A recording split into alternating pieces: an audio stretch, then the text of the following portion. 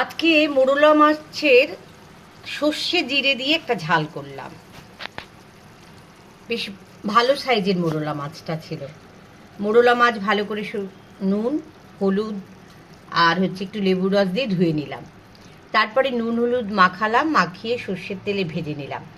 ভেজে নেওয়ার পরে আমি একদিকে মাছ ভাজছি আর একদিকে আমি টমেটো কুচি, আলু, কাঁচা লঙ্কা সেদ্ধ করে নিলাম।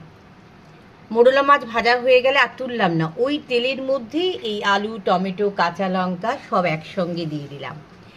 দেওয়ার পরে বেশ মাখো মাখো হয়ে গেল। একটু গরম জল, নুন, হলুদ, তবে আমি কিন্তু কষানোর সময় 2-4টে চিনির দানা দিয়ে থাকি।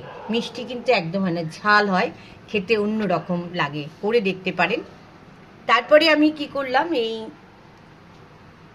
সর্ষে আর জিরের গুঁড়ো একটু ভিজিয়ে রেখেছিলাম, ফুটে ওঠার পর দিয়ে দিলাম।